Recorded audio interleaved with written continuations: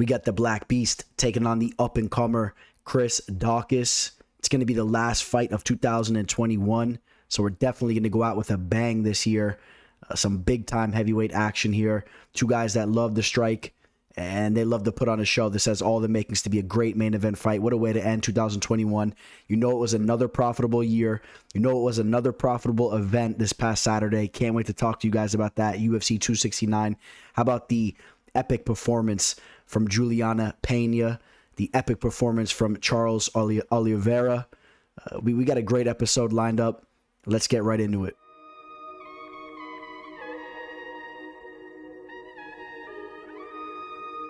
The teller, the teller, the teller.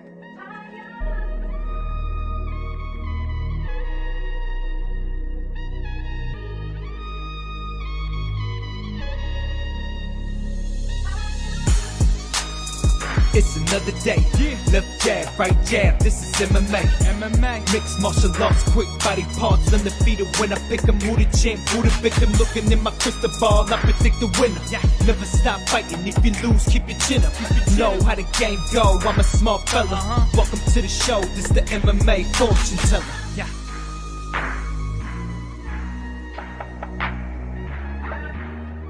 The MMA fortune teller. The teller, the teller, the teller. What is up, you guys? UFC Fight Night, Derrick Lewis versus Chris Daukaus. This is going to be the last event of the year. You guys heard that right. The last event of the year taking place December 18th. We won't have action all the way till mid-January in regards to the UFC. Now, we'll have some other MMA action going down, of course, and we'll always throw some content up here on the channel so you guys know you'll still be seeing more of me up until then. But do know this is the last UFC event taking place of the year and for some time, especially for what we're used to, the way we were getting these cards every single weekend. Nowadays, if there's a weekend without a card, it seems like it's been forever since we've seen action. Now we're going to have multiple weekends. Stephen Thompson taking on Belal Muhammad. That's an interesting fight on the card. You know, this isn't the most stacked of cards, but there are some intriguing matchups. I am excited to see Ricky Simón in there with Raphael Assunção making his return back to the cage after a tough loss to Cody. Mateusz Gamrot, this is a guy that shows to have some real potential, taking a step up in competition here against Ferreira. Swanson against Elkins. Two, I guess we could say legends in their own right. Just two very respectable fighters that have been around the block. Raoni Barcelos taking on the UFC newcomer Victor Henry. What else we got here, boys? What can we brush upon before we jump into it? It looks like Macy Chiasson's finally going to step back into the cage, and surprised that she's willing to step in there with Raquel Pennington. We'll be getting into all that. But like I said, we got to take a look back into UFC 269. It was another profitable event. We had 5 official plays in the card. We go 3 for 5. And let's swing over there. So UFC 269 was without a doubt an epic fight card. One that will go down for the ages. We had one of the biggest upsets we've ever seen. And I think it might have been actually the biggest upset.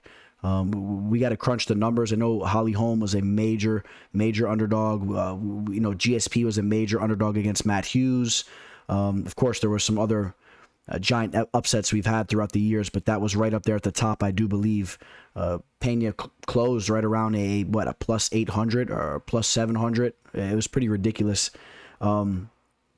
We'll start things off with Jillian Robertson. She defeats Priscilla Cachoeira. How about the little controversy? Priscilla going for the eye gouge as she's getting choked out there in the first round. I told you guys, Jillian Robertson really has some legit grappling. She's still a very young fighter. She has a lot more growth ahead of her. And she's a fighter that I do enjoy watching, and I love her base with her grappling. I don't really fault Priscilla too much for going for the eyes. I mean, it's not right. You shouldn't do it. But when you're getting choked out like that, it could be a little bit of an instinctual type thing. And we'll leave it at that. Tony Kelly gets the finish on Randy Costa. Now, this was a little bit of a disappointing performance here for Costa. Costa, he starts off very, very strong in his last fight against Adrian Yanez. Then he ends up running into a roadblock in this fight. He really never even had that initial momentum, in my opinion. I thought that Tony Kelly was pretty much in control of this fight up until the point that he gets the finish. And now Tony Kelly's talking about how he's the best fighter in the world. That's an interesting take, being that he's 8-2 and did lose to Kai Kamaka. But again, Tony Kelly working on his game here, and he's a guy that we will keep an eye on. Now this will take us to the first play. Now, it's very interesting, my night of official plays. I can't wait to let you guys know how it unraveled, and I'm going to let you guys know exactly how the night went. So my first play of the night was on Derrick Minner. It was a very small dog play that I took. Thought I saw some potential value here. I knew there was a recipe for Minner to win this fight, but he just was not able to perform and not able to follow the game plan once again. He was supposed to keep this fight on the feet where he had the significant advantage. We saw him land a big uppercut shot on Hall, but Hall was just too tricky, just baiting him right into that Eminari roll or whatever roll you want to call it. He was doing all types of funky rolls where it looks like he's getting knocked out, but really he's just like doing this weird side swipe and grabbing your leg and rolling into I guess a takedown or whatever you want to call it. But Hall is a very tricky opponent. Hall gets the win there. In retrospect, I probably should have just stayed away from it, but I thought I saw a little bit of value there, and we took a shot there. And that's going to lead me to my next official play. Now, this one was a very frustrating loss here. We're going to start the card off 0-2. I did take a shot on Miranda Maverick. She was coming off that controversial split decision loss against Macy Barber. A lot of people thought that she won the fight. There was all this talks about her moving over to Team Elevation, that she was going to be coming into this fight in the best shape that she's ever been in. And she's a great fighter. She really is a great fighter. Now, on the night, she looked absolutely horrible.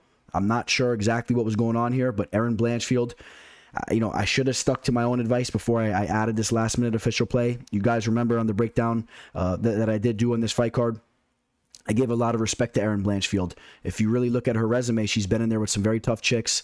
She does show to have some promise. I thought that, she still was a very green fighter. She's still extremely young, and I thought that Miranda Maverick would have been a little bit of a tough fight for her going into this fight with all the energy that Miranda had going into this fight. I know that she had a lot of drive to get the W here. I thought that Maverick would be able to show up, and it was not the case at all. Erin Blanchfield was just on a whole nother level. I mean, getting takedowns with ease, absolutely dominating Miranda Maverick.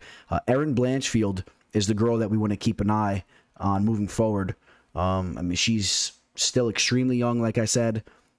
And she's just a very talented, complete fighter. I think she's going to give a lot of women trouble in the division. So she kind of crept up on me there. I didn't think that she was as talented as she is there with that performance.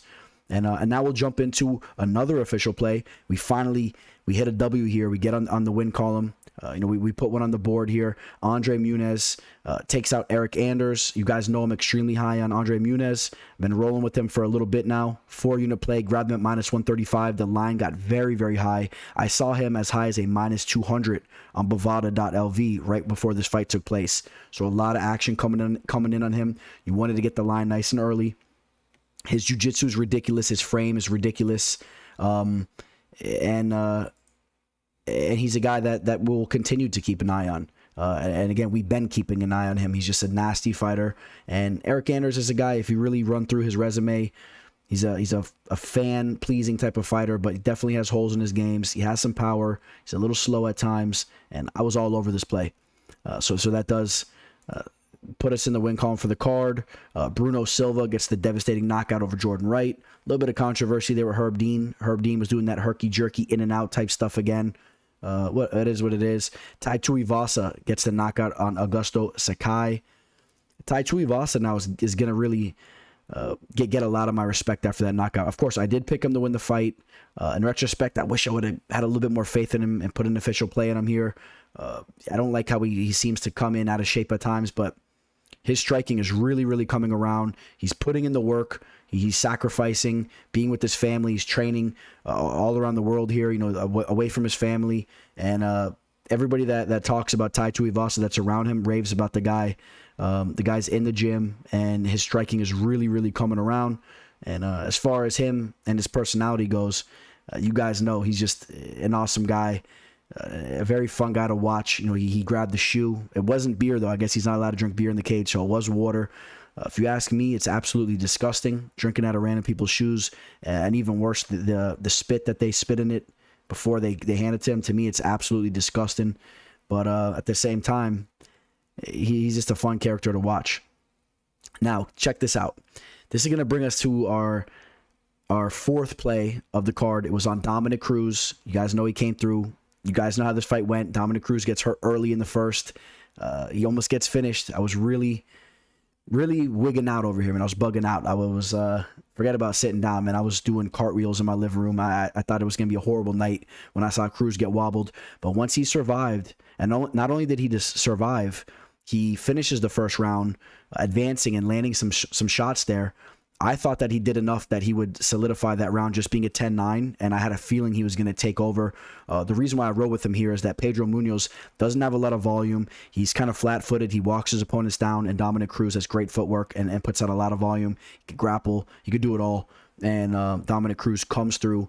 Now, this was a 3-unit play for me here on Dominick Cruz, but, and I know this doesn't mean anything as far as, you know, being official and whatnot, but I'm just telling you guys, you know, the truth.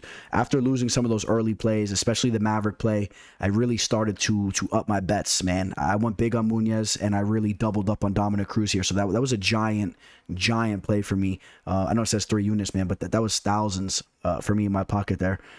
Just letting you guys know what was going on with my night there. Now, after that fight, I was up big. I still had one more play. Now, as far as the official plays go, from a unit standpoint, I had to win my last play. Otherwise, it was going to be an unprofitable night. If I win it, it's a profitable night. So I was very excited going into my last play here. Excuse me here. And first and foremost, Josh Emmett shows up, takes out Dan Ige. Dan Ige shows once again, though, he's a tough customer. You could start off strong against him. He's going to look to take those later rounds. Some people thought that Ige actually came close there. He won the second round, in my opinion. The third round, Emmett takes it. It was a close round. Sean O'Malley, beautiful knockout over Julian Paiva. Sean O'Malley, this guy's in the Matrix on the feet. Can't wait to see him in there again. And you know, we got to see we got to see a step up in competition here. Again, Paiva is a very tough customer, but I think it's about that time that O'Malley starts fighting some of the big names in the division. You know, Sean O'Malley, a cool customer. You saw him at the press conference. This guy's calling his shots, man. He's feeling very comfortable right now. I think he's going to be a very dangerous fighter, and eventually could be a guy that makes a push with the talent that he has in the feet. He has to round out his game, though. He has to be able to grapple. I mean, there's guys in the division like Merab that will absolutely just run through you there and slam you on your head. But if he continues to work on his overall game with the rangy frame he has, if he works in the wrestling, he's going to give a lot of guys trouble. Now, Kai Kara France takes out Cody Garbrandt. Cody Garbrandt, man, this guy hasn't won a fight since, 2017? Or he's won one fight since 2017. I think Sean O'Malley elaborated on that at the press conference. Cody Garbrandt, he's 12-5. I don't know if he's going to stay at flyweight or go back up to bantamweight. I had a feeling that this weight cut could have been a little bit detrimental to him, and he already has issues with his chin. Very tough fight for him. Kai Kara France is no joke on the feet, and in retrospect, I should have made Kai Kara France the pick. Not an official bet, no action there, but I should have picked him to win the fight. I was kind of torn on it. I like Cody's size advantage. I thought he could have tried to wrestle a little bit. Got that one takedown when he was hurt, but Kai right back up to his feet and then putting it on Cody there. And then Jeff Neal takes out Santiago Ponzinibbio, a very close fight. I think the right decision was dealt there. Jeff Neal looked sharp in the third round, picked up the volume, took that fight. All right. Juliana Pena takes out Amanda Nunes. Juliana Pena, you know, we talked a little bit about it, but I'm not going to try to take credit. You know, I thought Amanda Nunes was going to handle business here for sure, but we talked about the recipe to take out Amanda Nunes, how Pena had a little bit of that in her back pocket. She's a very tough cookie. She can grapple. She puts up a good pace. But how about how good she looked on the feet? Now, that was impressive. She was landing the end of her shots right on Amanda Nunes' forehead and her nose. She was really cracking her up. Nunes landed some big shots too, but at the end of the day, Pena was really the one putting it on her. Eventually gets that takedown, and Nunes was quick to tap. I think that she knew that she was gassed out. And for any of you guys that train, you guys know when you know that you're done, man. And I get it. You know, you want to go out in your shield or whatnot, but when you hit like a cardio dump like that, and I guarantee you that's exactly what was going on with Nunes, because they were really going at it. And Nunes has never really been known to really have good cardio anyway, but it could have been a little bit of an adrenaline dump, whatever it was, you know, just from the fact that Pena came out and got in her face. Nunes knew she was done because she was very quick to tap. Pena didn't even have her hooks in on that choke. I mean, she just slipped her forearm under and boom, tap. But mark my words, Nunes was done in that fight. It wasn't a matter of her just giving up too early or something like that. And that will take us to the real quick, actually. Who do you have in mind for Pena next? I do want to talk a little bit more about that. Does she stay in the bantamweight division here and defend the belt right away? Does she drop down to the 125 division? She was talking about maybe fighting Valentina Shevchenko. I don't know if that actually, if Shevchenko would go up and fight her there. I don't understand why there were all Dana White and the UFC brass was avoiding that Nunes-Shevchenko rematch. Shevchenko was robbed in one, if not both, of the fights against Nunes. And real quick, that now solidifies Shevchenko, in my opinion, as the GOAT of women's mixed martial arts, or the best female mixed martial artist in the world right now. I think there's no question. We can go back and forth on that all day, but you know, Nunes just got choked out here in the second round by Juliana Pena, and that ain't happening to Shevchenko. Even if you want to say Nunes defeated Shevchenko, which if you really run the tape back on those fights, I'm telling you, the second fight especially was a bad call. But those are extremely close fights. Those are split decision type fights. When's the last time you saw Shevchenko go out there and get rear naked choked and beat up on the feet like that? So, you know, let's talk about it. But who do you want next for Pena as well? Comment below, boys and girls. And that will take us to the main event, Charles Oliveira. You guys know he was my last official play. You guys know I've been riding with him for a minute. But don't get it twisted. I've been riding with Dustin Poirier for a very long time. I haven't picked against Dustin Poirier. This is a fun fact. I haven't picked against Dustin Poirier in a fight dating all the way back to him and Conor the first match where Conor got the knockout. I picked DP against him in the rematches. I saw the progression that he's had with his career. I'm extremely high on Poirier, but I saw a little bit of vulnerability with him in that Khabib fight. I know Khabib is the man, but Charles Oliveira, in my opinion, is the best grappler. He's nasty, and it's not even just from a jiu-jitsu standpoint. He can wrestle. He can do it all now. He's a nasty striker. I've been riding with Charles Oliveira for a while. You know, I'm going to miss those dog odds that I've been getting on him over the last couple of years. I remember getting dog odds on him against Kevin Lee. You know, dog odds here. And, you know, let's take a look at that official bet right up real quick. And, you know, that was, again, I'm going to miss these types of plays. A plus 145 bet. It was only a 2-unit play. I didn't break the bank. Again, some respect there for DP, so I didn't want to go too big there in case Poirier took over in those later rounds. But Oliveira, the guy now shows he could take a shot. He continues to come forward. I would have loved to seen Charles Oliveira versus Khabib. We'll never see it, but I'll tell you what, man, right now, I might be rolling with Charles over Khabib. I don't know. That's not an official selection there, but I would have to really break down some tape and really make a decision on that. Charles is steaming hot right now. The guy is nasty. The way he was walking forward, advancing on DP, throwing the little push kicks, stepping in with the elbows, you know, eating shots and giving them right back. I mean, he's rangy. He's just nasty. And I'm a giant fan of his. And I think that anybody in the lightweight division is going to have their hands full if they step in there with him. And they're most likely not going to be walking out the victor when you square off with Charles Oliveira. That's just straight up how I feel about it right now. I think he's the best lightweight in the world. Good luck to Justin Gaethje. Looks like Gaethje's up next. I think Oliveira takes him out. Just a cleaner fighter. I mean, Gaethje's been looking great too, but I'm riding with Oliveira. I'll let you guys know that now. And that's going to wrap up the card. We profited roughly 2 units on the card.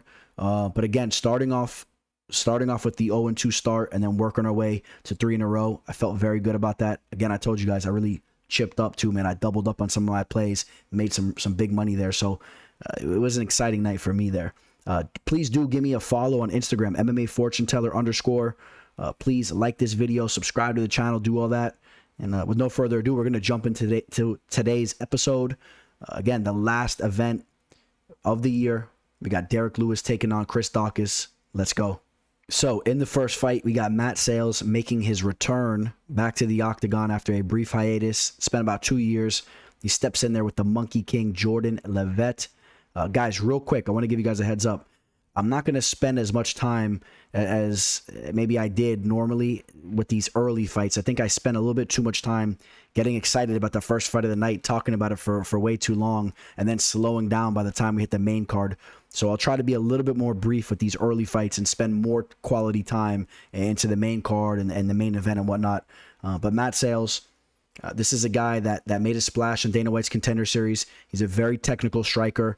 Has very good boxing and very good head movement. As far as his grappling goes, Bryce Mitchell really put a beating on him down there. That was his last fight. I mean, Bryce Mitchell ends up pulling off the twister on Mateusz and even ragdolled him all around the octagon before getting the sub. On the feet, though, again, Mateusz is a guy that does impress me at times. He's very technical, and I like some things that I've seen from him. I'm very interested to see how he looks in this fight in regards to his takedown defense and his grappling. Bryce Mitchell, in that fight against Bryce Mitchell literally walked across the octagon and got a takedown within seconds. Now, Jourdain Levet is a guy that really pushes the takedown. This is a guy, not only will he try to take you down and try to submit you, but we saw him throw a nasty slam. And this was on the old Stoll veteran here who made a return after not fighting for years. Excuse me. That was actually, let's see here. I'm sorry about that. Matt Wyman, who was a terror back in his day, but did take a long layoff. He's up there in age, and he stepped back in there with Levet, and Levet slammed him on the back of his head. I don't know why Wyman was holding on so much. He should have released there. It was almost reminiscent to when Rose Namajunas was holding on too much as Andrade went for the slam there. But Levet has looked impressive up until his last fight. Puelles seemed to figure that puzzle out. I wonder how the Monkey King is going to look here. I'm sure he's extremely motivated. In that fight, he was really not able to do anything against Puelles. He got some early takedowns, I guess you would say. I mean, he was really pushing the scrambles and whatnot, but Puelles really had him figured out. He was right back up to his feet, and he was able to do what he wanted there. And then in the later rounds, really put it on Levet here. So who am I going to go with in this fight? I got to go with the Monkey King here. The reason being is that Sales hasn't been in there for about 2 years. The last I seen him on tape, he had very questionable takedown defense. I do edge him on the feet, but can I have faith that he's going to be able to keep it on the feet after what I just saw from him in his last fight? That was 2 years ago. I don't necessarily think that he was just grinding it out, training nonstop for the last 2 years. It seems in his personal life, he just had a baby, and there could be a couple of reasons why he took some time off, but I know that he did have a baby, so I'm assuming he was doing some family stuff, and I'm sure he was still in the gym. But the Monkey King is a guy that's very dedicated, and I think that I'm going to go with the fighter that's going to be pressing that takedown. And if he doesn't get it, it could be a rough night for him. But at the end of the day, I think the recipe kind of points towards Levet. But it is a very close fight. And keep in mind, if Levet does not get those takedowns and Sales is on point there, I think Sales will have a pretty good edge on the feet with his boxing. I could see him picking apart the Monkey King there. The Monkey King is he's a little bit unorthodox. He's funky on the feet, is Levet, but Sales, I'm going to go with Sales' technical abilities, and I got to side with him on the feet there. At the end of the day, though, we do go with Jourdain Levet to win the fight, and we take a look at the live line. Jourdain Levet, minus 110. I mean, this is a dead even fight right here. So, like I like to say, you pick your poison there. Do you like the striker or do you like the grappler? Usually I'm going to side with the grappler if I see a little bit of a hole in the opponent's takedown defense, and that's kind of what I see here. We'll see if Sales has worked on the takedown defense. Dante Mays taking on Josh Parisian, two heavyweight boys that came out of Dana White's Contender Series. Two guys that, they've had some moments where they were able to go in there and kind of bully their opponents around a little bit, but they've definitely been bullied around themselves as well. Dontel Mays, he's had a tough road. Gets submitted by Rodrigo Nascimento, who is a talented jiu-jitsu player. Was able to exploit his ground game down there.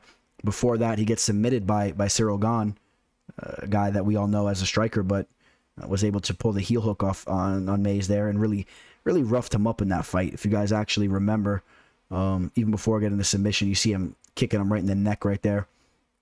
And, it's funny, I just wanted to bring this guy up as well. For some reason, Josh Parisian and Jared Vandera, they remind me a hell of a lot of each other. So I just wanted to make that clear that they're not actually the same guy. They're in fact two different human beings. But they both just have a lot of similarities. They both came from Dana White's Contender Series, similar fighting styles. But I just wanted to point that out. I was wondering if any of you guys noticed that as well.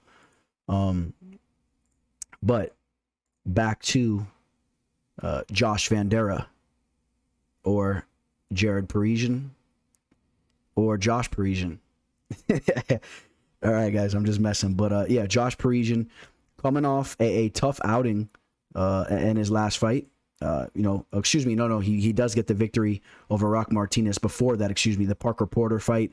In the Parker Porter fight, he really went into the fire, and Porter was the guy that was actually fresher in that fight. Porter, as I like to call him. Porter, a guy that doesn't really look like he has the best of cardios, and he was actually the guy thriving in the later rounds. He was the fresher opponent. So Josh really needs to continue to work on his cardio, and in the next fight, he takes out Rock Martinez via split decision. Didn't necessarily impress too much in that fight. I mean, he was a significantly larger man, and still Rock Martinez had some moments in that fight. Rock Martinez is a common opponent of both these guys, and that was Dontel's last victory. Dontel definitely performed better in that fight, was able to use his size more so than Parisian did. It's kind of a tough fight to analyze because Rock Martinez is such a different type of fighter, especially for the heavyweight division, extremely undersized. But I do like the way that Dontel prepared for that fight more so than Josh Parisian. Dontel Mays is a guy that definitely has some power in his hands. Could be a little bit slow, but if he does touch you, can definitely put you out. I'm going to edge Dontel Mays here. Dontel Mays, 6'6" with the 81-inch reach. Parisian 6'4", 79-inch reach. Two big boys here. This actually should play out to be a fun fight. Been a little bit back and forth. I think if Josh wants to take this fight, he should be coming into this fight in great shape, and he should be looking to get the fight down to the mat and try to exploit Mays' ground game. Maybe try to pull off a sub, but he needs to come in good shape. That's what he needs to do, does Parisian. If he comes in the same shape that he's been coming in, not really crazy about what he brings to the table, and looks like he's working on his cardio here. If you saw what he was doing to kick this video off, man, that looked pretty impressive. But all jokes aside, he's getting down to it. I think the line may be a little bit off in this fight. Take a look at the live line. Let's see here. We got Josh Parisian right around a plus 165 dog. Dontel Mays coming in at a minus 200 up to a minus 215 favorite. I'm not crazy about that. I will edge Dontel Mays to win the fight, though.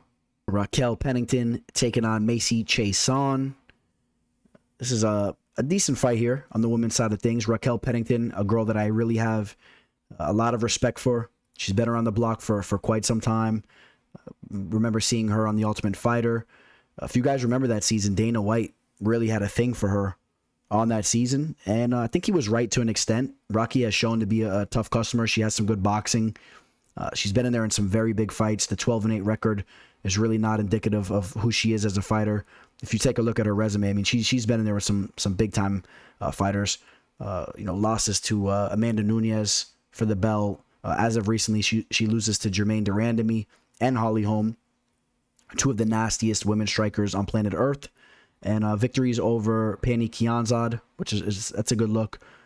Marianne Renaud and Irene Aldana, that's also a good look. Aldana is a beast. So Rocky knows how to weather that storm in there against dangerous fighters. I mean, she really knows how to survive. She knows how to nullify the damage. And Macy Chiasson is a girl, in my opinion, that's not as dangerous as some of those other fighters I just talked about. Macy Chiasson is a girl. She could definitely generate some power if she can get on top of you and rain down some ground and pound We saw her do that to Sarah Moras, and she looked nasty down there. But she's also looked really bad at times. I mean, I thought the Lena Landsberg fight was a fight that really showed that she had some holes in her game. She was glued to the cage in that fight, could not find her way off the cage there. And I think that Rocky has potential if she wants to push her up against the cage and hit her with some dirty boxing there. I think that Rocky will be the more stout fighter. I think she'll be a little bit more physically strong. And you got to keep an eye on that aspect of the fight as well. Macy Chiasson has a little bit of giraffe syndrome, if you guys catch my drift. She's rangy in there. She's not the most coordinated. I mean, she has power if she hits you, but she's a little bit wobbly in there with that giraffe syndrome that I spoke about. And, I'm going to edge Rocky here. Like I said, Rocky's been in the big fights. I like her boxing. She's a little bit undersized here, but that's nothing new for anyone that's facing off of Macy. And, she's going to have about a 4.5 inch reach disadvantage. But Rocky is a girl that has good footwork. She knows how to close the distance. She knows how to cut the cage off, and she knows how to throw some power shots with her hands. And I'm interested to see how Macy looks in those exchanges. I do believe that Rocky will be quicker to the punch there. You see her getting it in with JJ Aldrich, a girl that I am high on.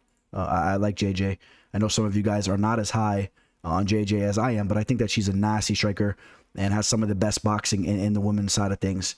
Back to Macy Chiasson, I do want to brush upon the fact that, she was supposed to be, real quick, you see a little bit of the giraffe syndrome happening in front of our eyes here. And but Macy Chiasson was supposed to be fighting Aspen Ladd recently. Aspen Ladd misses weight, I think was roughly 2 pounds that she missed weight by, and Macy Chiasson declines to accept the fight. Up until that point, the fight still could have went down. She could have made a little bit of extra money, and she declined to do so, which respectively was her decision. It's her career as a professional. I mean, it's definitely not my call, but I'm not really crazy. Oh, look at the giraffe syndrome there. Look, you definitely see it right there.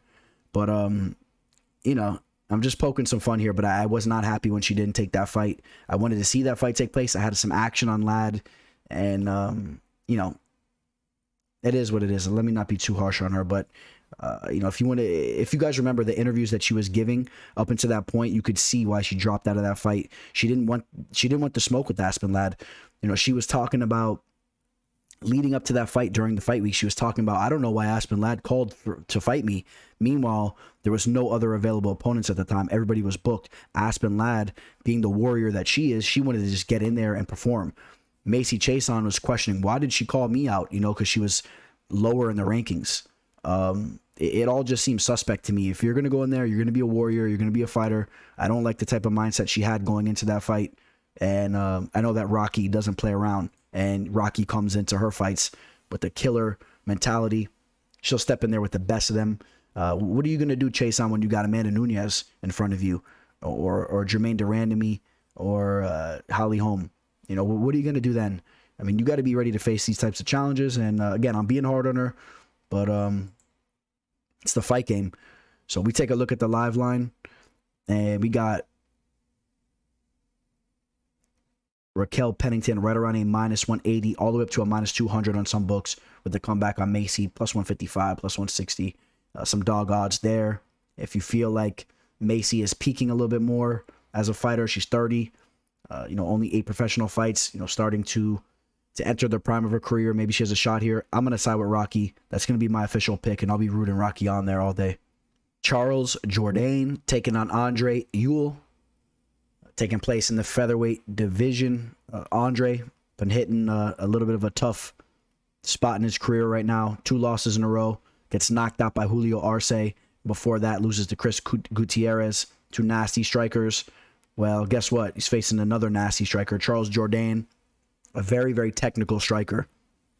A guy that, in my opinion, is a little bit like a knockoff Giga Chikaze. A little bit of a bootleg version.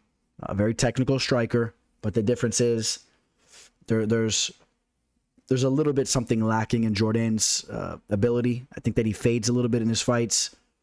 But from a technical standpoint, he is a very dangerous striker and brings a lot of talent with him inside the octagon.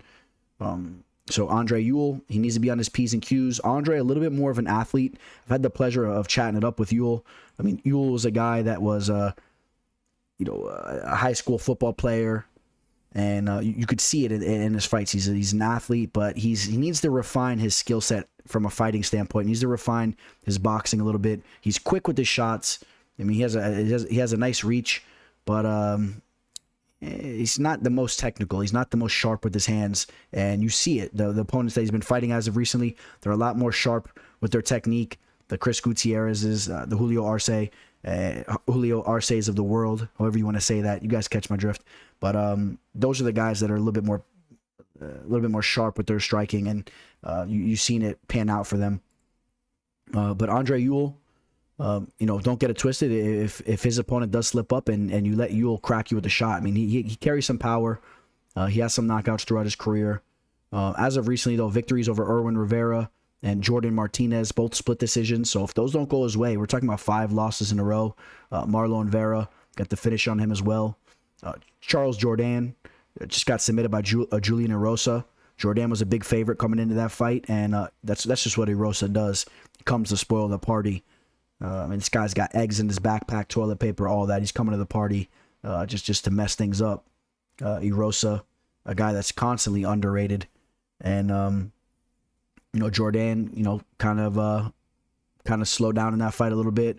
The Joshua Culibao fight, that was a fight where he started off slow, right? I think he was hurt in the first round by Culibao, but then he did show to take over in the second and third round. So he did show to have some good heart in that fight. And going into this fight, he will have a 6-inch reach disadvantage, even though he's an inch taller. So again, we talked about Ewell with that freakish reach. And what else? Fight taking place in the featherweight division. Jourdain, man. Jourdain he's a tricky guy. And looks to be in phenomenal shape coming into this fight. Again, I talked about his striking. The guy is a true kickboxer, very diverse on the feet, throws nasty kicks, good boxing, all that. Comes in with some nasty tattoos and wild haircuts, and he's a fun guy to watch. And you guys know Canada's mixed martial arts scene has been lacking for years. He's a guy that hopefully he can come in here, get a big victory, start to string off some victories. He could be a guy to kind of hold the flag up a little bit there. And I am going to side with Jourdain here. I enjoy watching him fight, too. I really enjoy watching guys that are super technical like Jourdain is. So, and again, I had the pleasure of chatting it up with Ewell. Really, really fun guy to talk with. He's a cool customer. But at the end of the day, I think that Jourdain has potential to get a knockout here. I think this is the fight that he really needs to get a knockout in. There's some potential there. Ewell's been getting beat up a little bit here. And Jourdain is a -200 up to like a -225 favorite. Not crazy about that line. Andre Ewell, +180 line next to his name. I mean, this is a guy that he's explosive on the feet with his hands. Like I said, he has some power. He's an athlete. He's going to look to make this a barn burner type of fight, and maybe he can catch Jourdain with the shot, or maybe Jourdain kind of slows down a little bit, and Ewell can start to pick it up and land some heavy shots with his hands. At the end of the day, though, I got Charles Jourdain to win the fight. I think he's just a more technical and more diverse striker. Sijara Eubanks taking on Melissa Gatto. I love the matchmaking in this fight. Sarge, a girl that really has some nasty grappling, and not only just from a submission standpoint. I mean, this girl knows how to use her grappling to control you and rain down some nasty ground and pound. We've seen her do it time and time again, especially in her last fight against Elise Reed. That was nasty. If you guys remember how that fight took place. Elise Reed, not really a horrible fighter. If you guys don't know about her, I believe she was making her UFC debut in that fight. She was definitely undersized, but she's a girl that's put in some work as a professional. And a lot of people knew about her coming into the UFC. And she got dominated there. Before that, she loses 2 fights, but remember now, first off, these are 2 very talented fighters in Pani and Ketlin Vieira. But before that, she takes out Julia Avila. That was a big time victory for her as well. And destroy Sarah Moras in that same type of fashion. Doesn't get the finish, but really put it on her on the mat. So if Melissa Gatto is not on point, I mean, Sarge could really, really hurt you and make you pay. Again, Elise Reed's eye was swollen shut. It was nasty. Well, here's the thing. Melissa Gatto, this is why I said I love the matchmaking here. Melissa Gatto is a nasty jiu-jitsu player, in my opinion. I've liked everything I've seen from her on tape. Coming into her UFC debut, where she took on Victoria Leonardo, and she ended up getting the finish there. She broke her arm. I mean, she's been in there with Carol Rosa, got the submission over Carol Rosa. You guys know Carol Rosa's messing things up on the scene right now. That was 3 years ago. So a little bit of a layoff. But if you guys are not catching on, Gatto has some nasty jiu-jitsu. She's a girl that she comes in, she looks at like she's just, I don't want to say frail, but she just has that, just that regular body, she's not really pumping iron, nothing like that. She's just putting in that work on the mats. Maybe she's upset with the way I'm talking about her. Look at her. She's pumping up now within seconds. I mean, she's looking like she has some muscle here, but if you guys really catch my drift, she's a little bit of a lanky fighter. She really is. Don't let those pictures fool you. I mean, she has some muscle tone for sure. But she's not as stout as a girl like Sarge. I mean, she gets it done with her technique on the mat. And, but again, Sarge is very, very competent down there as well. Look at her. She's so upset that I talked about her like that. She shredded up, man. She shredded up. But you see what I'm saying. She's a little thin. But and I kind of wonder how she's gonna perform in those positions where Sarge is closing the distance and really trying to bully her up there. That's what I'm interested to see.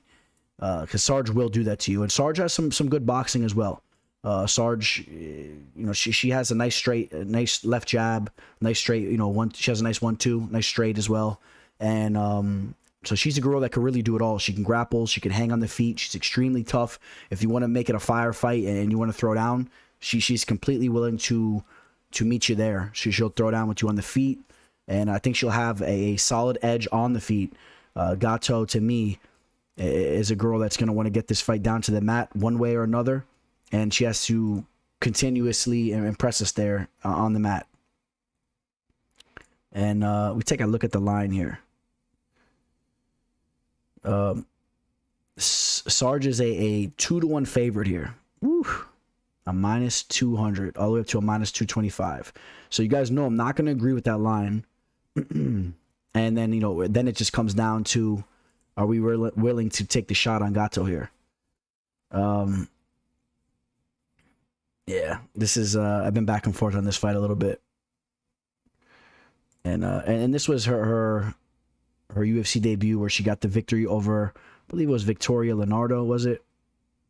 Yeah, Victoria Leonardo, a girl that, real quick as we take a look at this, Victoria Leonardo is a girl that's really had some real tough competition. She's 8-4.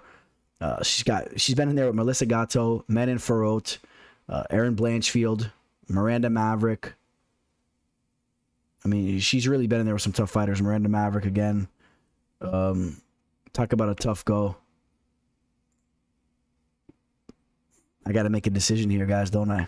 You guys can tell, man, I'm really on the fence here. I think I'm gonna take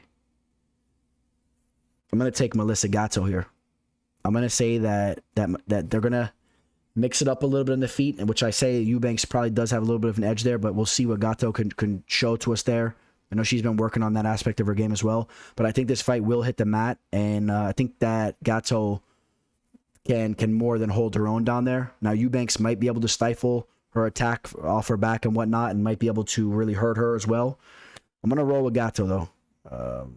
As of right now, I'm gonna roll with Gatto. You guys know I put my official picks up on the IG the morning of MMA Fortune Teller _ I don't expect it to change, so I'm gonna roll with Gatto here, and I do think the line is off though. I'm not really crazy about Sarge at a minus 220. Very, very close fight. And something just tells me that Gatto might show up here. So we'll roll with her. We got Justin Tafa taking on Harry Hunsucker. Justin Tafa and Harry Hunsucker. Two heavyweight fighters that are, with no disrespect, I mean, they're hanging on by a thread, in my opinion.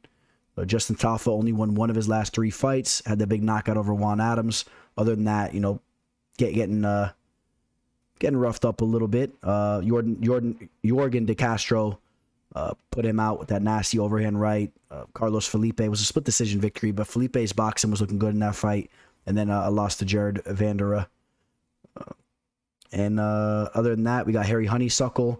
He just got knocked out by Tai Tuivasa. Before that, he gets the knockout over Corey Moon over in HR MMA.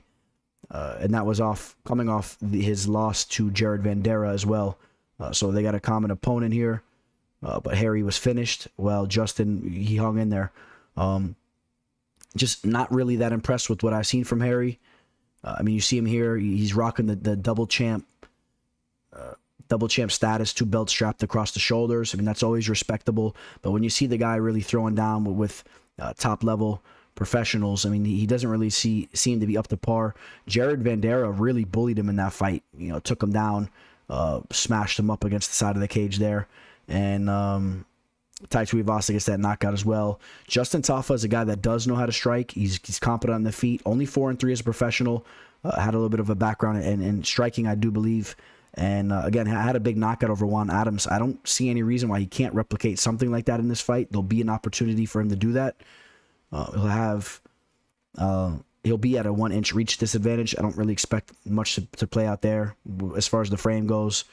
Hunsucker, 2 inches taller, and I do know his name's Hunsucker, but it just reminds me of honeysuckle, one of those little birds with the little skinny beaks, sucking the honey out of the flower. But Harry Hunsucker, let's see if he could show up, man, and get a UFC victory here. It'd be very big for him. And I joke around a little bit, but a guy like Harry he's been grinding for years to get to this moment.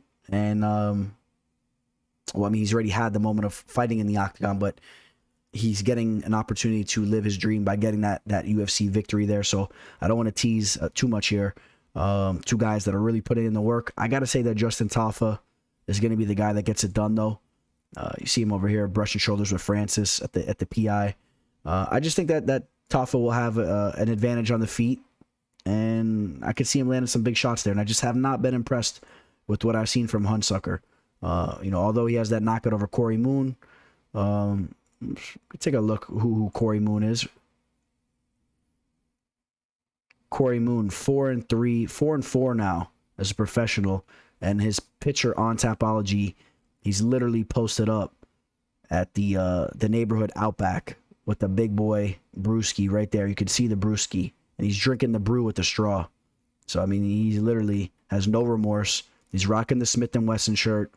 I like that, but I don't like people that drink beer out of straws in the first place, and I don't like guys that get knocked out by Harry Hunsucker.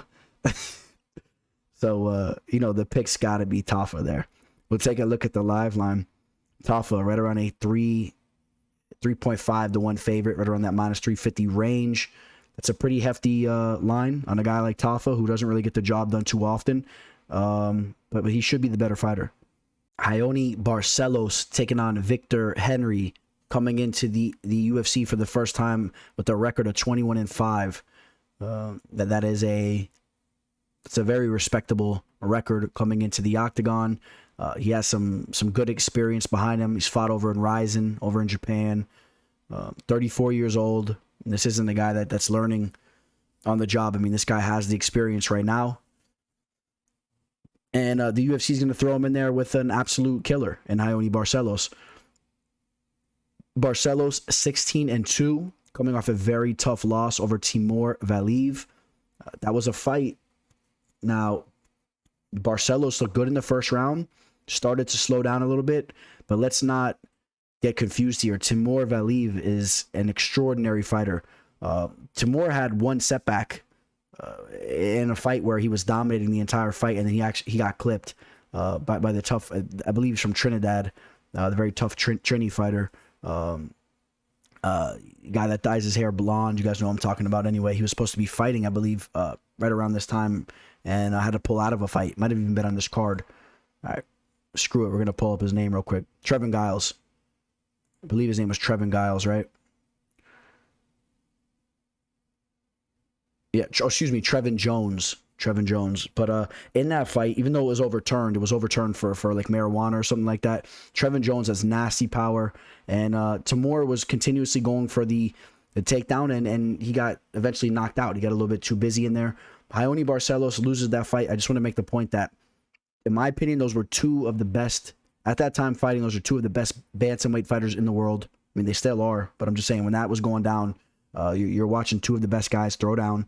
Barcelos still looked amazing in that fight. He's lightning quick. There's not a lot of guys that can keep up with either of those guys there, so let's be clear about that. Barcelos actually has a lot of wrestling experience. This guy, he has a lot of, I believe he wrestled for the Brazilian national team or whatnot. He has nasty striking, has nasty jiu-jitsu. You mix that all up together, and you're talking about a very dangerous man. The only thing that's probably not favoring him these days is that he's creeping up on 35 years old, and he's fighting in the bantamweight division. And, you know, as he looks to make a push for the title, that's really the only issue there. And this was their battle there. That was Timur Valiev. You know, the time is now for Barcelos. He needs to go in here, handle business, get the train right back on the track, try to make that push for a title shot.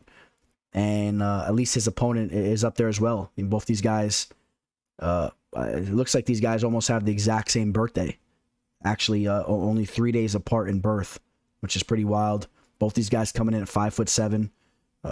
Both these guys got a lot of professional experience. But I think that Barcelos is the better fighter here. I broke down tape on Victor Henry, a very tough customer. This guy pressures his opponents. He's going to be walking forward. He's a well-rounded fighter. Seems to have some good boxing. He's a well-rounded fighter. I've seen him hurt his opponent, and his opponent shot in for a takedown, wrapped up a sub pretty quick. I mean, this guy can get you down on the mat as well. But Barcelos, man, is lightning quick with his striking and his transitions with the grappling. Gotta go with Barcelos here. And you guys know I've been very high on Barcelos for quite some time. I think that Barcelos can get this fight down to the mat. He can do some damage there. I think he can do whatever he wants. But I would like to see him. I would like to see him go back to his bread and butter, what he's really good at, and that's getting the fight down to the mat, take a back, put in a rear naked choke or something like that on Henry, and you know, Henry 21-5, but you know, just lost a fight ago against Denis Lavrentiev, but a very impressive record. Oh, and also definitely worth noting that Henry has been in there with you know, UFC caliber opponents. His last fight, Albert Morales, that was actually the fight I was talking about, where he hurt him on the feet and then ended up getting that rear naked choke. Albert the Warrior Morales, ex-UFC fighter.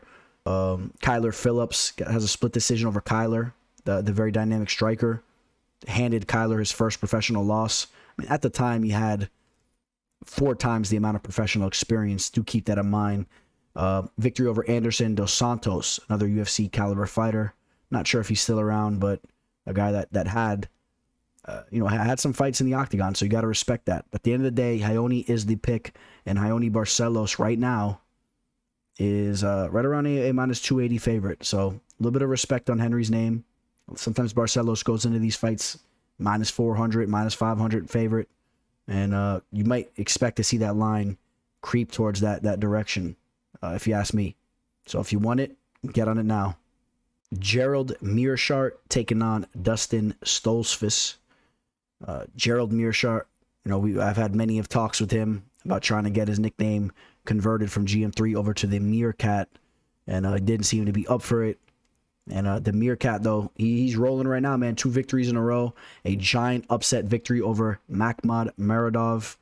I mean, we gotta put some respect out there to Gerald Meerschaert. Gerald Meerschaert comes off a devastating knockout loss over to Khamzat Chimaev, bounces back with 2 finishes, 2 victories over Bartosz Fabinski and Makhmud Muradov.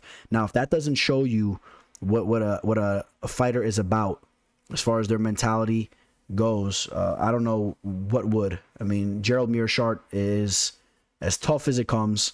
We know that he's a very talented jiu-jitsu player. You guys remember Khamzat was kind of annoyed how, you know, he's a black belt and whatnot, and Khamzat saying he submits black belts left and right, and that Gerald got his black belt out of a Cracker Jack box. And, you know, at the end of the day, man, Gerald Meerschaert is a nasty jiu-jitsu player for the division. I believe he has the most submissions, or he's right up there. No, he can. There's no way he has the most submissions. Damian Maia probably owns that. We got to pull the records up, but I know Meerschaert's right up there at the top of the division for submissions, and he's a guy that's very tough. And I think that this is going to be a tough fight for Dustin here, because Dustin Stoltzfus is a guy that kind of is a similar type of fighter than what Gerald Meerschaert is. Dustin, in my opinion, is also a guy that is I believe he is a black belt in jiu-jitsu, and he's a guy that his bread and butter really is that he needs to try to wear his opponents out and try to use his jiu-jitsu and take advantage there. The same type of style that Meerschaert brings into the octagon. It didn't work so good in his last fight, but this was a little bit of a tricky fight. Rodolfo Vieira gets the submission. Now, Rodolfo Vieira is a world-class jiu-jitsu player. I mean, we're talking about a world class, so there's a whole different step up from just being a black belt compared to what Vieira is. But Vieira is a guy that shows to have issues with cardio. I thought Stoltzfus was going to take him to deep waters and end up looking to be the fresher fighter in the later rounds. That was not what happened. In fact, Stoltzfus was the guy that looked to be a little bit slower than Vieira when this took place right here. So not really that impressed with Stoltzfus. If you guys remember his fight on Dana White's Contender Series, he gets the victory via trying to slam Pfeiffer. I think his name was Joey Pfeiffer, Joseph. What was his name? I'll pull it up real quick. But Joseph Pfeiffer. The arm popped out of the socket, and Pfeiffer was still trying to fight. So shout out to Pfeiffer. I'm looking forward to seeing him do something. Actually, let's pull it up real quick. Let's see if did Pfeiffer get any fights as of recently. 7-2. So it looks like he hasn't. So he does have a fight coming up, December 17th, this upcoming weekend, taking on Austin Troutman over at CFFC 104. It's cool that we pulled that up. But just keep in mind, so that fight was a little bit of a fluky victory, and then he loses to Daukaus and he loses to Vieira. But I think this is gonna be a tough fight for him. I think Meerschaert will be the fresher fighter in the later rounds. He has more MMA experience. Meerschaert's a crafty striker. I think he lands the crisper shots. And on the mat, I say Meerschaert's the better jiu-jitsu player as well. I think that Meerschaert's more live for a submission as Stoltzfus slows down. I'm on GM3 here. I take him to win the fight. And again, an amazing comeback victory over Makhmud. Did cost me some money. Makhmud landed some big shots early, and Meerschaert showed that the chin is still there. That just shows you the power that Khamzat has. Khamzat put him out flat with that overhand, but he was able to eat these shots from Makhmud. I'm going to roll with GM3 here, and we take a look at the live line. Gerald Meerschaert is... now, this was his initial opponent, Magomedov. So that line is not correct. We're going to pull up the live line on this fight, and Meerschaert is right around a -225. So I'm sure Meerschaert happy with the fight change. Deep down, a little bit of an easier opponent on paper than the Russian German is Abus Supian Magomedov, who's, I believe, fighting out of Germany, but he's of Russian or Dagestani descent, and people are pretty high on him. But he was not able to make the dance. We're going to roll with Gerald Meerschaert over Dustin Stoltzfus. Line, it's up in the -200 range. Meerschaert probably comes through. Maybe you want to get that line a little bit more, right around -200 flat. See what you can get. Darren, the damage. Elkins taking on Cub Swanson. I don't know why. I must have slipped my mind, but I didn't realize Cub Swanson's nickname was Killer. Cub Killer Swanson. I don't believe Bruce is yelling that out on the mic. I'm going to keep an eye on that this upcoming Saturday. Does he say Cub Killer Swanson? But Cub Swanson, a guy that I have a lot of respect for, as do I have respect for Elkins as well. But Cub Swanson, this is a guy that I've been watching from way back in the day, from the WEC days. You guys know I was a giant WEC fan. Cub Swanson was really one of the most electrifying guys in that promotion. I mean, he was always using his wild boxing, knocking dudes out. Always looked phenomenal up until the point he bumped into Jose Aldo, and Aldo hit him with that knee. But I've just been a big fan of Cub Swanson's. I've always been excited to watch him perform. It's funny. I mean, I remember barely even knowing who he was at the time, and just kind of recognizing his tattoos when he was new to WEC and being excited to watch him fight. And I don't know if I remember correctly. I remember this fight too, watching this fight. If you guys don't mind, I'm gonna pull this up. It wasn't Anthony Njokuani. It was it's funny. I remember watching that fight. I remember that guy. Let's see if I can find it real quick. I don't think I'm gonna be able to get it. Tommy Lee, Mika Miller, no. Donnie Walker, no.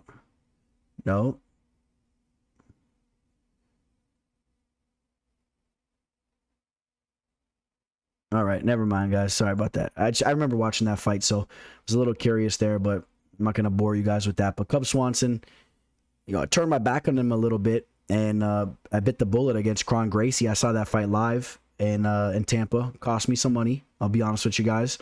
Bounces back, looks great against Daniel Pineda, and then takes the loss to Giga Chikaze. But what does that even mean these days? Giga is just phenomenal. He's taking out everybody in front of him. I mean, who is surviving with him? I'll tell you who's not. Darren Elkins is not surviving with Giga. I know Darren Elkins is extremely tough, but you want to talk about damage. You put Giga in there with Elkins, it's going to look like Elkins is a piñata and Giga's fist and legs is a steel bat. I mean, Elkins is always there to be hit, and Cub's going to have a lot of opportunities to tee off on him. We know what Elkins does, though. He wears his opponents out. He's very underrated with his grappling and his cardio. This guy, and more so with his grappling and his wrestling. This guy is very, very strong. When he gets a hold of guys, he rips them down to the mat and starts to inflict his own damage on them. The cardio, we already know. I mean, if you remember that Meerschaert Bektik fight, that was one of the craziest comebacks you'll ever see in your life. I mean, he took so much damage and then comes back and then he gets the knockout on Meerschaert. It was crazy.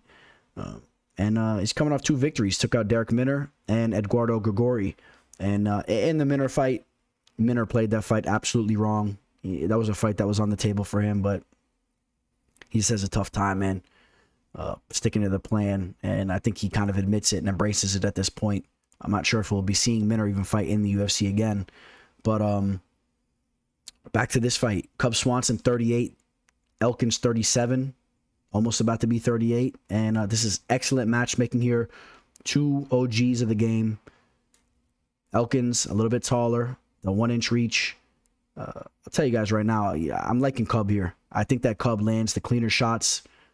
He's going to bloody Elkins up. There's no question about that. And Cub, for the most part, he's capable as far as his takedown defense goes, and I don't think that he'll allow something like what happened in this fight where Minner blew his load early and got sucked into that grappling type of match, and Elkins smothered him. I mean, Cub's pretty decent there. I mean, Cub's been submitted as well, of course. The Brian Ortega submission. He's been subbed a couple times, but I mean, Elkins is a little bit of a different type of submission guy. He really breaks you down first. I think Cub can hang. Cub comes in phenomenal shape, and I know he's very motivated to still hang around. Has a world of experience, and I'm gonna roll with Cub here. I think Cub lands some clean shots and most likely wins a decision here. But don't be surprised if Elkins, with all the damage that he's taken throughout the years, and he's very susceptible to being hit. Don't be surprised if Cub lands a flush shot and is able to finally shake up that brain of Elkins. And we'll see how that plays out. But I got to roll with Cub. And Cub is right around a minus 200, right around a 2-to-1 favorite. If we could find it here. Let's see where the action's going on this fight.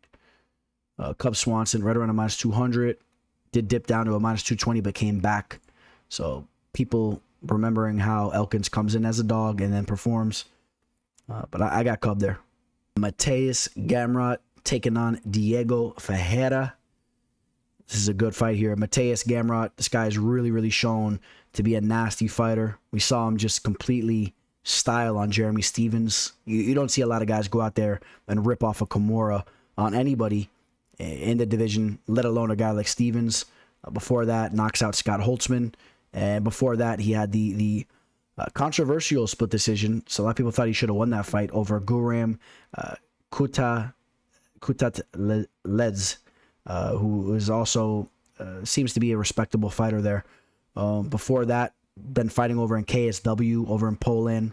You guys know KSW is the #1 promotion over there, and there's some big time fighters. He was a champion over there. Gamrot is a guy that I'm very high on.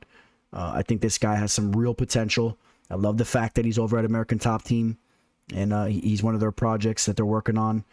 He's an excellent grappler, but forget about grappling. If you guys don't know who he's putting in work with over here, Artem Levin, one of the nastiest strikers to ever do it. When you're getting in that type of work, it's going to do wonders for your career. And again, I'm very high in American Top Team, as you guys know. And you might see my car zipping right there. I used to live literally right back over here. I mean, I could have rode my bike over here, but when I grew up, this gym wasn't, American Top Team wasn't over there. It was actually down the street off Johnson Road. But I mean, this is a world-class facility. You guys don't need to hear me tell you that. You guys know the deal. I think Gamrot's going to be one of the top guys coming out of ATT. I think that he's really one of the next blue chip guys. I really believe that. You see him putting in work with DP. Another guy that I'm very high on, Movsar Evlevoev. These are top notch guys coming over from Europe, and they're putting in work at Top Team. And this was some of the best talent already on that side of the world, and now they're coming over here, sharpening up things over here. It's just a very dangerous recipe, and you just see one talented guy after another that he's brushing shoulders with. Mike Davis, you guys know I had the pleasure of having him on the show. He's a very talented fighter. Literally eats cereal every night, he says, and still has abs. It's crazy. Could not do that, man. I eat cereal one night for the week, and I'm all bloated up. But oh, look who it is. Gamebred Masvidal. And this guy looks familiar. I'm trying to remember who he is. But anyways, Mateusz Gamrot putting in that work. You're going to see major strides in his game. Right now, he's 31 years old. He's creeping right up to the prime of his career. He's looking to wreak havoc over here in the UFC. He's looking to make a push to fight for the belt. If he can go in there and submit Diego Ferreira, that'd be very, very big. Ferreira is no joke. Very well-rounded fighter. Nasty jiu-jitsu guy. Good striking. A very tough, durable fighter. Coming off 2 losses in a row. Lost to Beneil Dariush, split decision. It's not a bad look going to a split with him there. And then the Gregor Gillespie fight. If you guys remember, Gillespie weathered the storm and then ended up getting some takedowns, and he's a world-class wrestler. I got to go with Gamrot here. Well, let's cut to the chase. I think Gamrot could do anything in this fight. I mean, more so on the mat. I think that he's really, really polished there, but he could strike as well. I think he's just a better athlete. He's the more primed fighter right now. He's in the prime of his career, whereas Ferreira is creeping up to be 37 years old in the lightweight division. That's not really the best look. Big props to Ferreira for always being a great fighter, but I think that he loses 3 in a row here, and we'll see where he goes from there. But this is going to be a tough fight for him. Mateusz Gamrot is the real deal, and he's an interesting guy. He'll throw on his glasses after the fight. Seems like he's a little nerdy, but at the same time, he's jacked, and he's a crazy athlete and will rip your shoulder out of its socket in seconds.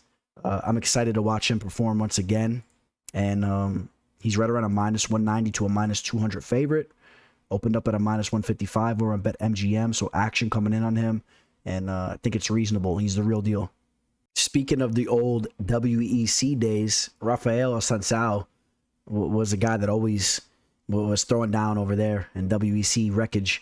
Assunção, nasty leg kicks, nasty power in his hands, underrated power in his hands. He throws those hammer hooks from his hip, a little bit wild. A very polished fighter from an overall standpoint. Great grappling, great wrestling. A guy that I've been watching for a long, long time and has had a world of success, except for as of recently.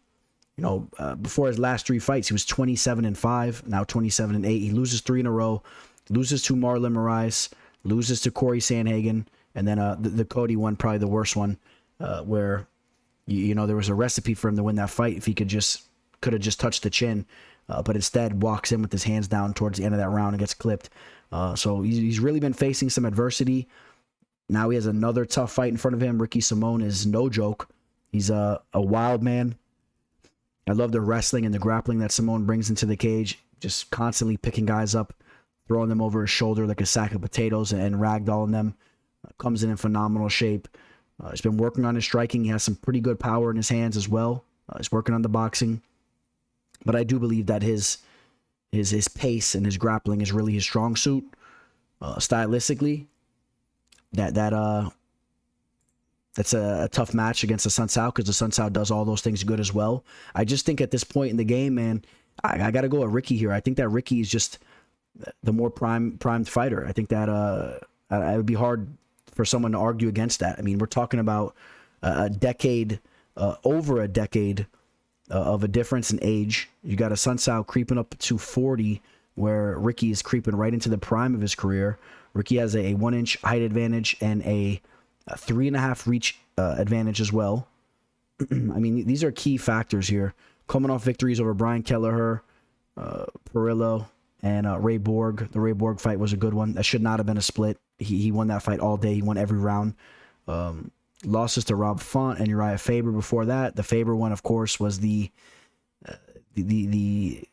outlier there, man. It was a little weird. He got caught by Faber. Faber coming in after a long layoff, made his return, and that was a tough fight for Ricky. I think he was a little starstruck there.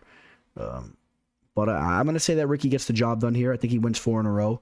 As far as the line goes, you better be a little bit careful if Assunção shows up motivated after taking all those losses and comes in phenomenal shape like it looks like he is. And if Uriah Faber can land an overhand right like that, I don't see any reason why Assunção can't. Assunção will throw caution to the wind with the strikes at times as well. Assunção is a very poised fighter. He's very technical. He's cerebral in there. Yeah, he'll throw some wild hooks, but for the most part, he's also very disciplined with his striking defense. He swings from the hip a little bit, but he'll usually pull his hands back up, and he will check your kicks. He'll throw some nasty leg kicks on you too. He's a dangerous fighter. He's a complete fighter. I got a lot of respect for him. And but I got to go with Ricky here. And we take a look at the live line. Ricky is right around a -275. Up to a -320 over on FanDuel, coming from a -240. So a lot of action coming in on him. I think that line's a little steep in my opinion. Don't be surprised if Assunção makes this a competitive fight, but the age differential is a major factor here. We'll see how Assunção looks. This might be his last fight. He loses this, probably the last time you'll see a guy like Assunção around, which again is crazy, man. A guy that we've been watching forever. Nothing but respect for him.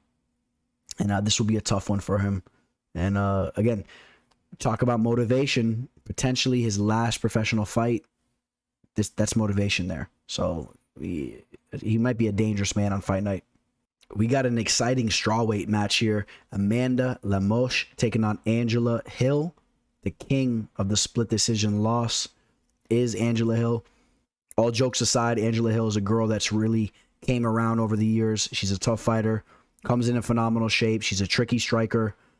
Amanda Lemos has really exploded onto the scene over the last 2 years. Gets the victory over Miranda Granger there. But then, really in her last 2 fights, the Lavinia Souza fight and the Montserrat Ruiz fight, gets 2 knockouts.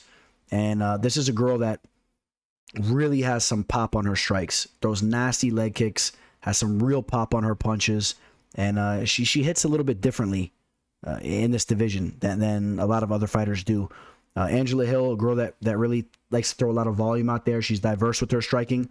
I think Lemos has a significant power advantage. I think Lemos, I mean, she could put your lights out. We saw it in the last fight against Ruiz. A little bit of an early stoppage, if you guys remember, but still, I mean, Ruiz was put on Queer Street. I mean, she was wobbling around there. The referee jumped in very quick, but still, I mean, Lemos is going to do work there. Coming into this fight, pretty much the same size here. Lemos actually an inch taller with a 1/2 inch reach advantage. Nothing really going on there. But Angela tends to be a little rangy compared to some of her opponents. Not here. Lemos, man, this girl working on her grappling as well. So, I mean, you see her working on the wrestling. Comes in phenomenal shape, looking good here. But her striking is her strong suit for sure. And she's getting in some wrestling work here. Peterson Wrestling. Looks like some type of Brazilian wrestling coach. But it's good. You want to see her put in that type of work. She needs to round out her entire game, become a more complete fighter. And this is a girl that I've been keeping an eye on now.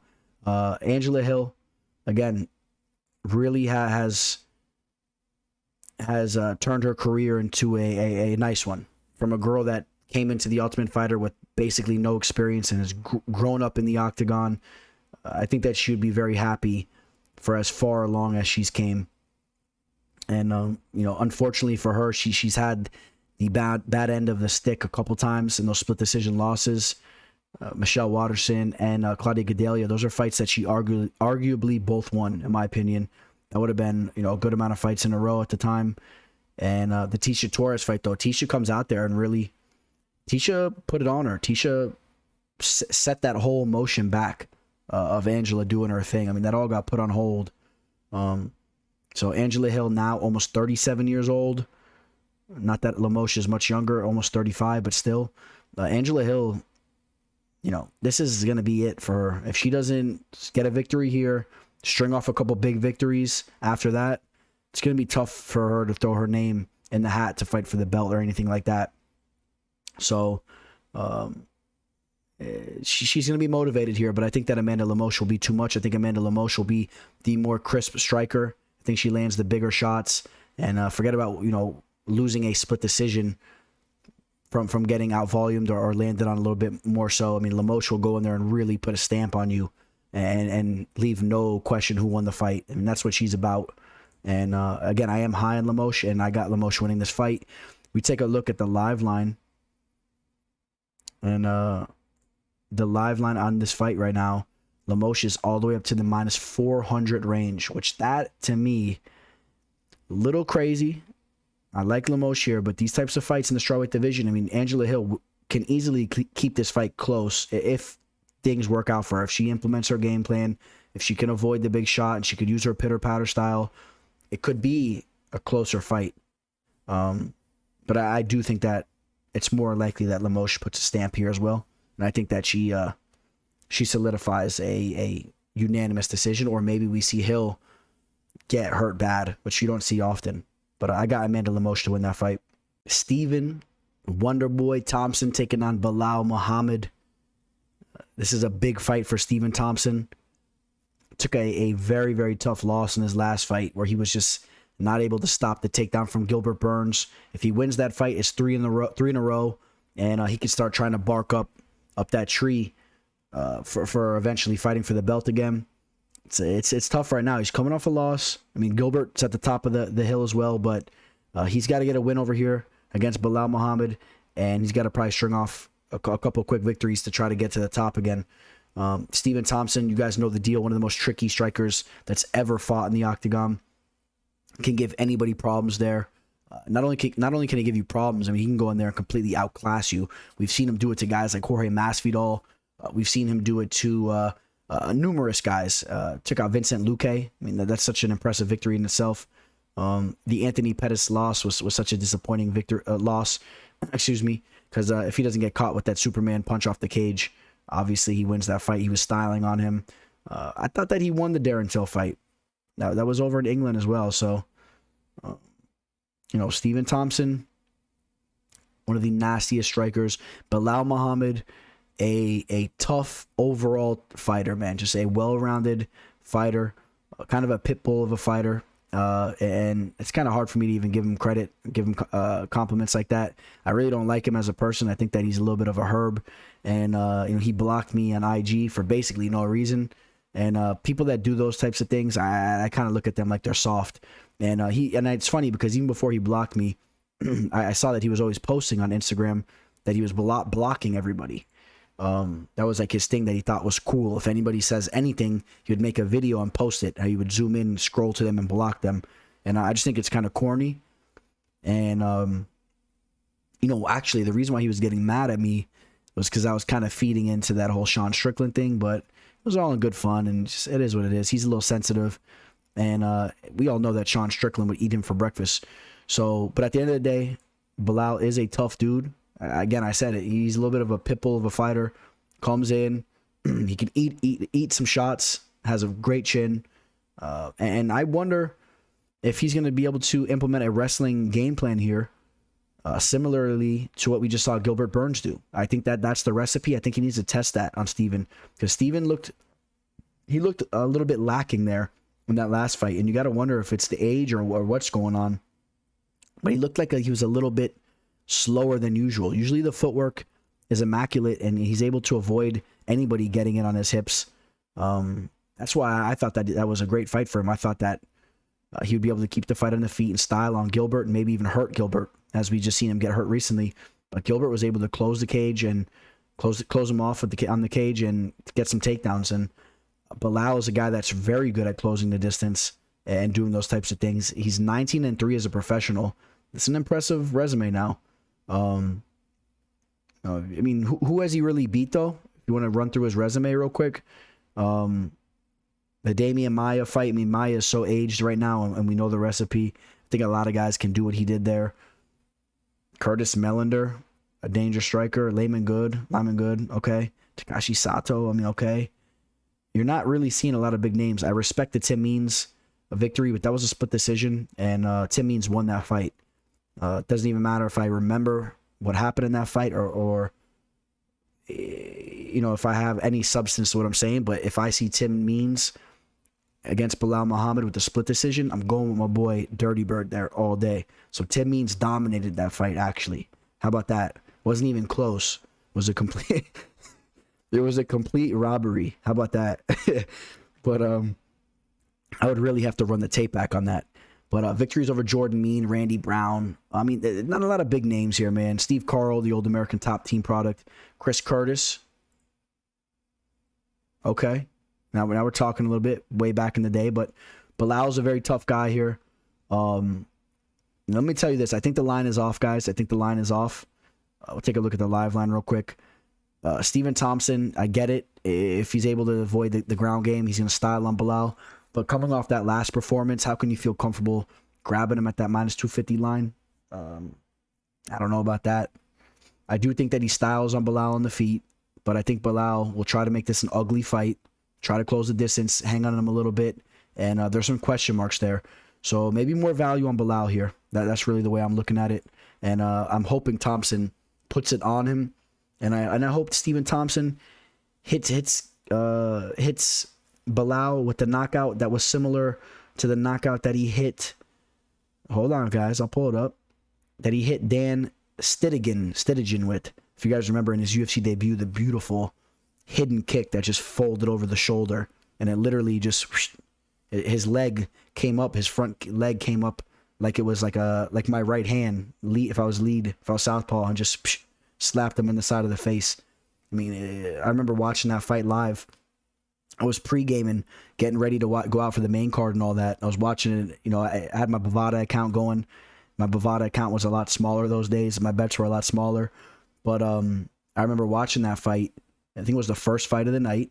I had my drink poured up, and I'm like, damn, this guy is for real. And then I remember learning about his karate abilities and all that. And the rest has been history with Thompson here. And I'm going to be rooting my boy Thompson on here. I hope Thompson wins this fight. I hope we see a vintage Stephen Thompson. I hope that he can get another victory after this, and then maybe one more, and can try to put his name in the hat. But he's got to get through Belal first, and I think this fight's a lot closer than some people think. And you see him over here with Oliver Enkamp. Oliver Enkamp, a Bellator product nowadays. Also a guy that has that karate style. Unfortunately, he just got controlled by the wrestler in his last fight. It was the first fight of the night on that Bellator card that just took place, that big card. Stephen Thompson's going to be the pick here. I think that he could keep this fight on the feet. I think he avoids the takedowns this time. I think he works hard on his game here. He's motivated, and he outstrikes Belal here. Hey, guys, real quick, and I promise you I'll make it real quick this time. I don't want to bore you guys with this Bovada talk, but if you are looking for an online sports book, if you're looking for a new one, please feel free to reach out to me for some information on bovada.lv, Bovada.lv. It's my most highly recommended online sports book. reach out to me. I'll give you my referral link. I'll get a little bonus for referring you. You're going to get a little added bonus to your account, a 50% deposit bonus. And I'm also going to give you some free plays for going through my link there. They got everything on this website. It's really a great website. And if you guys want to reach out to me, look below. I got my email, my IG, my Twitter, all that's below. Might not be scrolling this very second. We might got like Harry Honeysuckle down there or something like that. What do we got down there? Dontel Mays right now at the minus 200. But if you guys do wait or you scroll through, if you grab the bar there and drag it, you can pull up all my information. You guys probably know it already. MMAfortuneteller@gmail.com, MMAfortuneteller _ on IG, the MMA Teller on Twitter. Go follow me on all those social media accounts too. Thank you guys. We made it to the main event of the card. Derrick, the Black Beast Lewis, taking on Chris Daukaus.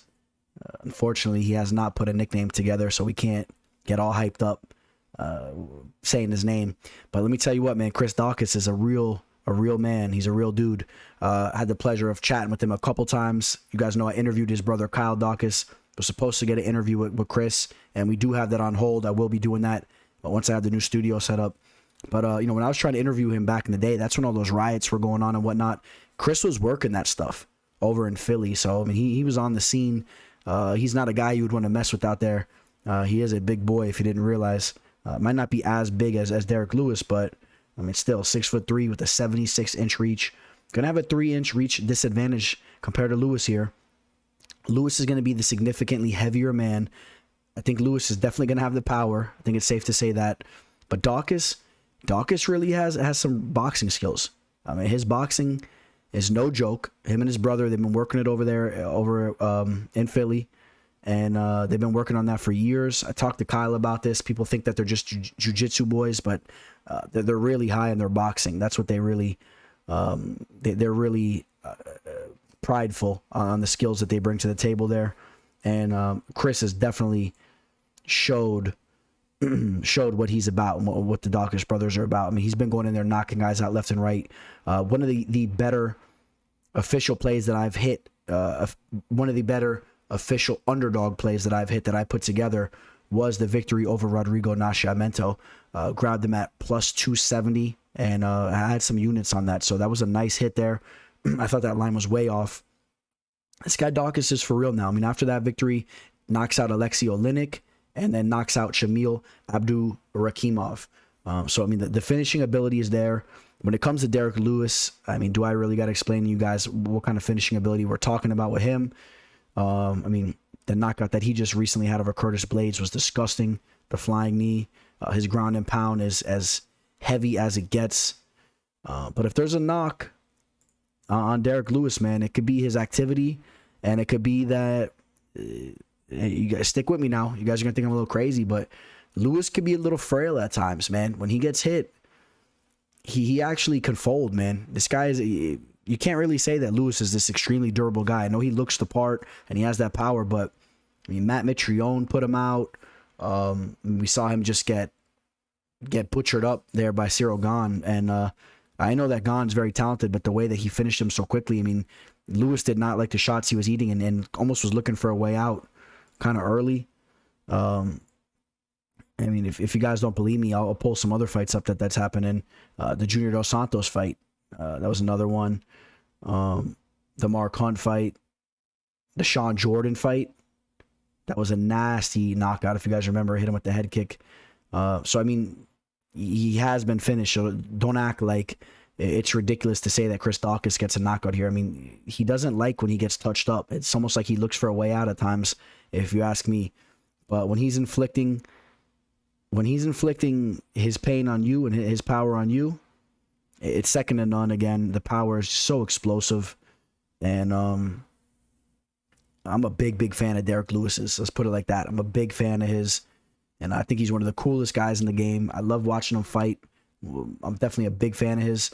But that being said, you guys know I'm going to roll with my boy Chris here. I just think that Chris has been putting it all together. I think that there's going to be a significant more volume coming from Daukaus' side, which is a big thing.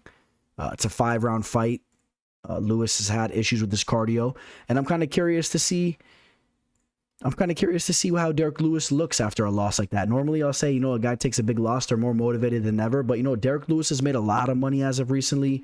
He's got a lot of distractions. You saw me just pull the picture up with him and Dave Chappelle. I mean, he's kind of become a little bit of a celebrity in his own right. I mean, he really has. And I wonder how motivated he is going into this fight. He's a guy that they've had to keep from eating fast food during the fight camps. When it came to fighting for the belt, they really had to get a hold of him. I mean, this isn't a title fight here now. He's already made the money. He's had the opportunity to fight for the belt. He might not think that that's really reality right now. Well, on the other hand, you got a guy like Chris Daukaus who's as motivated as ever, and he's pushing his way for that opportunity to fight for the belt. And there's my boy Kyle, man. Big shout out to Kyle, who always comes through. And the pick is going to be, I think you guys know which way we're going here. The pick is going to be Chris Daukaus. And Chris Daukaus right now, right around a minus 140 favorite, with the comeback on Lewis at plus 120. And yeah, I like Daukaus here. I think the volume will be too much. He's very cerebral. He's very solid with his defensive skills. So good luck for Lewis to land that big shot. And I got to go with Chris Daukaus to win that fight. All right, boys, that's going to wrap up UFC Fight Night, Derrick Lewis versus Chris Daukaus. Want to give you guys some parting words here. First and foremost, please hit that like button if you guys didn't already, especially if you've been watching this whole time. I hope you guys are subscribed already as well. Please do hit that subscribe, hit that bell notification, all that crap.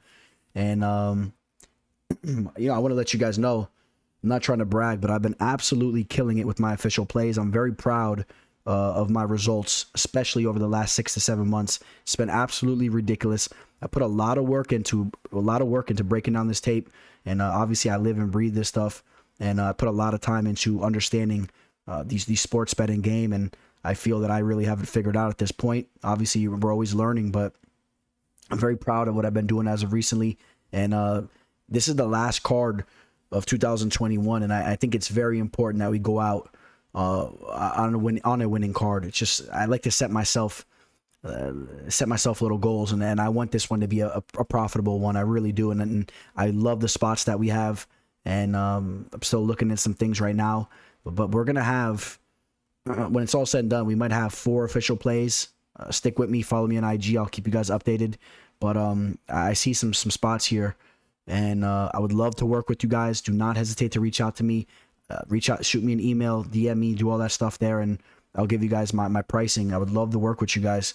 And besides all that, man, I want to give you guys some parting words like I always do. I'll try to make it a little bit more serious this time, man, goofing around, telling you guys to neuter your raccoons so they're not always mating out there. They know there's an issue with that, stuff like that. But on today's episode, I'll try to keep it a little bit more serious. I'm sure there's some of you guys out there that are probably going through some rough times in life. I'm sure. I mean, some of my videos are creeping up. I've hit the 6,000-7,000 mark. As of recently, we're hitting 4,000 on my last video. So I mean, there's a lot of people watching these videos. I'm sure that there's some of you guys that are going through rough times in your life. I've been there. Everyone that's listening's been there. Just remember, man or woman, if you're a male or female, just remember that you guys always got loved ones, man, that care about you. So just, whenever you're down in the dumps, man, just remember there's people that love you and care about you. And even if there's nobody that cares about you, if you're all by yourself, you got yourself. So you always got to remember that too. That's something that I always used to really lean on. Like if I was going through rough times, I would lean on myself, man. And you could conversate with yourself in your mind. You can just enjoy life by yourself. If you feel lonely, there's always somebody around the corner. You'll meet your significant other on another day. Don't ever feel like you're never going to find somebody, or you always have another friend around the corner. You just got to keep your spirits high and enjoy this beautiful journey. No matter what your journey is, man, there's always so many exciting things you can do in life, whether you're getting married or you're doing that, or even if you're just chilling and you're living the single life, the solo life, and you get to watch sports and you get to enjoy a drink and enjoy cooking up good food. Just make sure you're enjoying your time here, because it's over in a snap of a finger. So you got to enjoy this time here, man, because it's awesome. All right, so don't take it for granted. There was millions of other sperms that try to get to that egg, man. You passed them all up. You're blessed, And on that note, signing out, Teller. The MMA fortune teller. The teller. The teller. The teller. The teller. The teller.